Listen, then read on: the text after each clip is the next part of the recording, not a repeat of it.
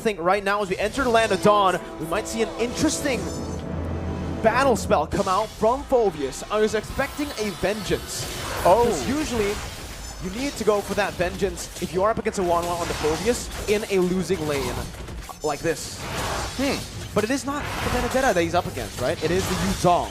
Exactly. Well, Yuzong is also a very oppressive hero in the laning phase.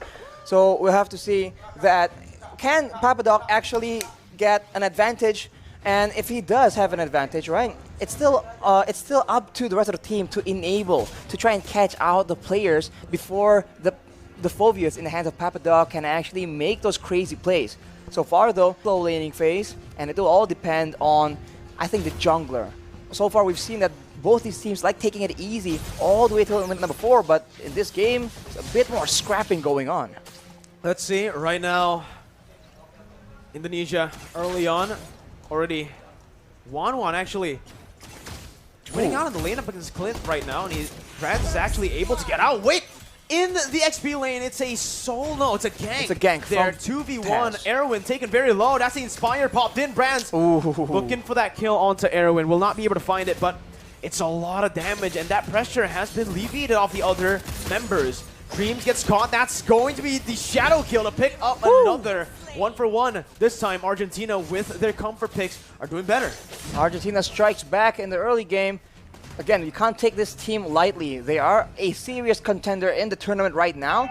Indonesia, they need to be a bit more careful, because if they let Yutun start snowballing, that can't be good for them as well. These squishier laners are going to be quite vulnerable, but I guess Brands will be the one that will be feeling the bulk of that aggression.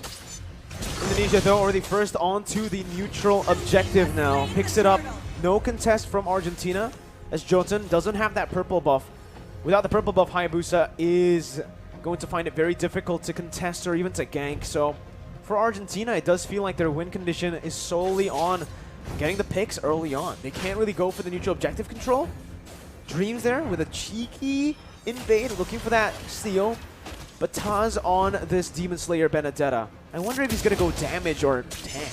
I think damage must be the way to go. He has that Demon Slayer emblem, so it's an interesting hero. Able to be built quite a few different ways, hybrid tank, full damage.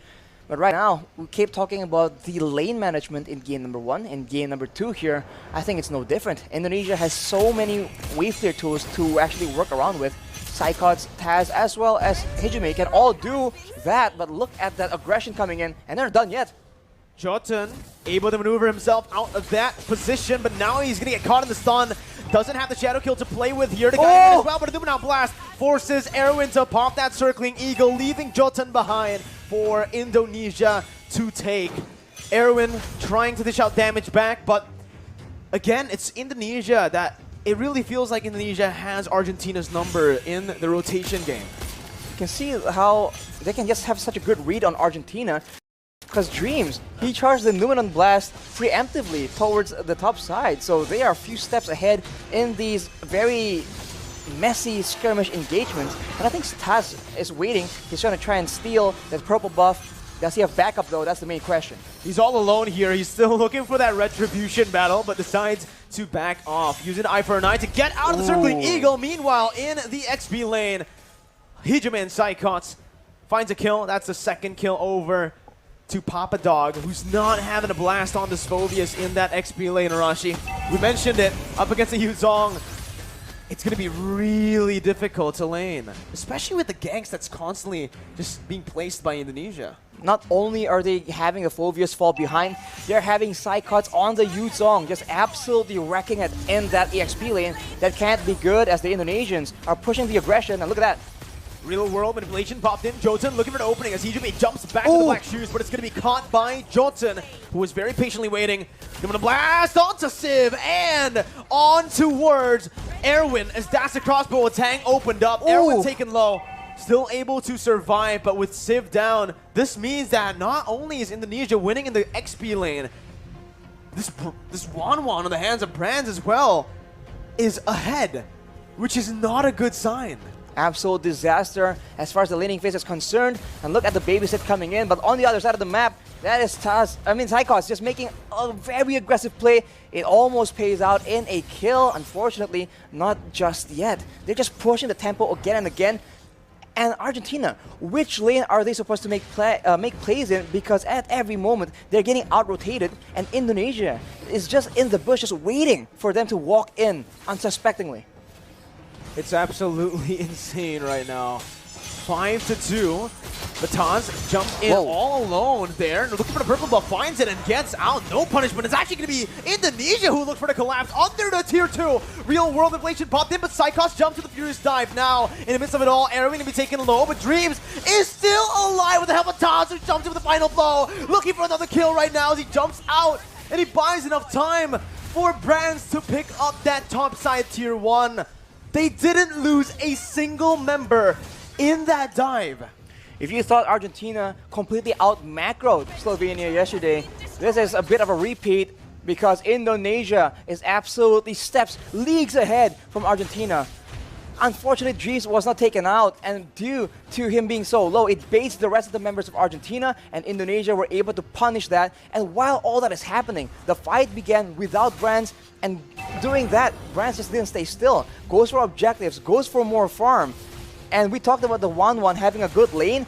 Brands is having an amazing lane, and in the late game, that cannot be good for the side of Argentina. 6th minute, 4-man dive, 4v5, Arashi. That's what made it super impressive. It wasn't a 5v5, it was a 4v5, and they still got out with the better trade. They still were able to take that purple buff unpunished.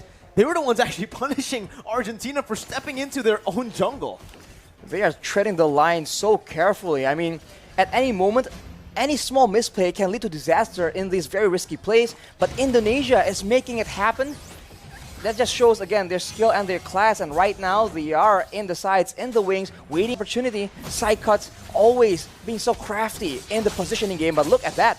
Jotun has the quad shadow, gets out, but it's going to be chunked by Hijume, who follows him under the turret with the black shoes, gets out. Real world inflation popped in, but that's going to be Tatu, who targets him down with the final blow. Forcing the flicker out, Dreams taken down in the back lines by Papa Dog as he jumps into the demonic force. Hijume falls as well. Indonesia, too over aggressive, finally punished here by Argentina, but Brands is looking for the crossbow attack. Pops in the end against Papa Dog, who gets the safety with the guiding wind. Taz still looking for his Psychos with the Black Dragon form now, still going for this fight. It's a 3v5, but Indonesia still are able to push Argentina back, but it does not change the fact that Argentina were able to find another 2 kills. They get another 2 kills, but we talk about the wave pressure again and again. You guys at home are probably so bored of hearing about it, but the bottom side, the minions have taken 1 more turret for Indonesia. We take a look at the items here, 4 Brands, Corrosion Scythe, having the Demon Hunter Sword as well.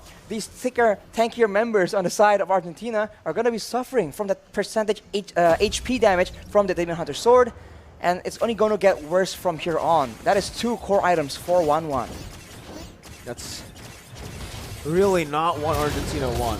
The reverse. 1-1 with the Demon Hunter Sword, with the Corrosion Scythe so early on, and now I do believe he is building towards the Windtalker, which is going to be, again, that countermeasure for Brands to go up against the Phobias. When you start to have more attack speed, and when you start to be able to actually dash faster than the Demonic Force, that's when Wanwan can actually somewhat counter the Phobias. Taz is all alone, and he actually baits the entire team, baits some resources as well for Psychos. Goes over the Black Dragon form, petrifying Jotun. And just like that, that's the jungler taken out. That's also Meteoro who falls in the mid lane to Brands. Papa Dog isolated, zone away from the rest of his team as he'll be stunned up and he will be slain up in the top side. Look at Brands. 3-0. Brands pushing in the mid lane without a care. He is alone. He is staring 2 members of Argentina in the face. It doesn't matter. He is so ahead right now. He has that confidence in mechanical skill. And look at that. He's behind the turret. That is, you're not supposed to do that as a marksman, but Brands doesn't care, I guess, as Indonesia wrestles away the control in the jungle from Argentina. But look at that right now. They're just sieging the base as much as possible, and the base turret passive has popped. I can speak based on experience that On the 1-1, if you're Snowball, you can do whatever you want. Yeah. So we'll see once again. Psychots wants to do whatever he wants as well with the Black Dragon form, just penetrating into that base, zoning 4 members away from the base turret. As Franz and Hijume just sieges it down.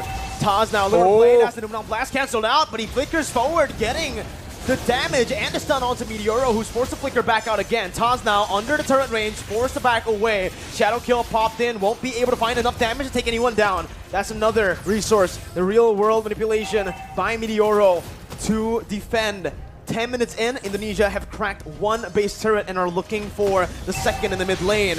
Arashi, it's looking grim. It's gonna be Hijume who jumps back with Black Shoes. Demonic Force popped in by Papa Dog. And they do not want to stop. They just have the superior siege right now. They're going for damage on the members of Argentina and also the base turrets, but they're going again. Papa Dog looking for the play, but it is just going to give Brands enough weakness points to pop that crossbow of Tang. Erwin low, forced to recall, and Indonesia are looking for the end. 2-0. Psychots jumps in again with that signature Petrify on 3. Finds a double before they end the game. 2-0.